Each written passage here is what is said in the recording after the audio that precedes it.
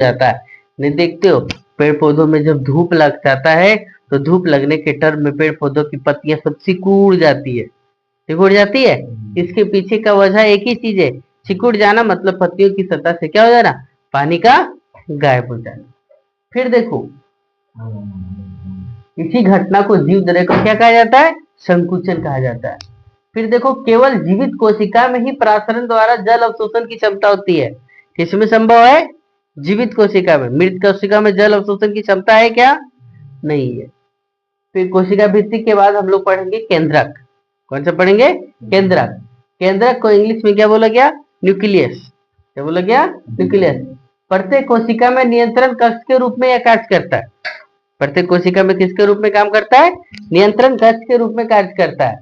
और केंद्रक के चारों ओर पाई जाने वाली झिल्ली को क्या कहा जाता है, केंद्रिका झिल्ली कहा जाता है।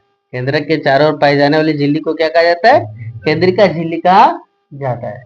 फिर ध्यान से सुनेंगे, और इसमें जो पदार्थ पाया जाता है ना, इसमें जो द्रव पाया जाता है उसको क्या बोला जाता है, केंद्रिका द्रव। क्या बोला जाता है, केंद्रिका द्रव बोला जाता है।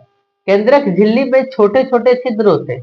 केंद्रक झिल्ली में क्या होता है, छोटे छोटे छिद्र होते हैं, और इन छिद्रों के माध्यम से कोशिका द्रव केंद्रक के बाहर आ जा सकता है।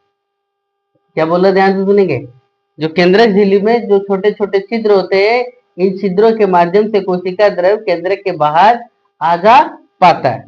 इसी केंद्रक में DNA, RNA, histone protein, chromosome, यानी क्रोमोसोम को हिंदी में क्या बोला गया, गुणसूत्र, ईटीसी सब पाया जाता है। डीएनए का full form diauxie ribo nucleic acid, diauxie ribo nucleic acid. और आरएनए का फुल फॉर्म क्या, राइबो न्यूक्लिक एसिड। फिर देखो गुणसूत्र के बारे में थोड़ा सी जानकारी है। गुणसूत्र डीएनए एवं हिस्टोन प्रोटीन का बना होता है। गुणसूत्र किसका बना होता है, डीएनए एवं हिस्टोन प्रोटीन का बना होता है। गुणसूत्र को आनुवांशिक गुण का वाहक कहा जाता है। गुणसूत्र को क्या कहा जाता है, आनुवांशिक गुण का क्या वाहक कहा जाता है। इसी गुणसूत्र पर जीन लाखों की संख्या में क्या होता है, सजा होता है।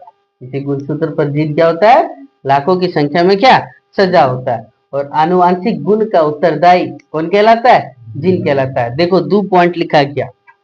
गुणसूत्र का आनुवांशिक, गुणसूत्र को क्या कहा जाता है, आनुवांशिक गुण का वह कहा जाता है। आनुवांशिक गुण का उत्तरदायी कारक कौन हो गया, जीन हो गया। और आपसे पूछा जाएगा कि आनुवांशिक पदार्थ किसे कहा गया, तो डीएनए को कहा जाता है। आनुवांशिक पदार्थ किसे कहा गया, डीएनए को। चलो यहां तक नोट करोगे बेटा।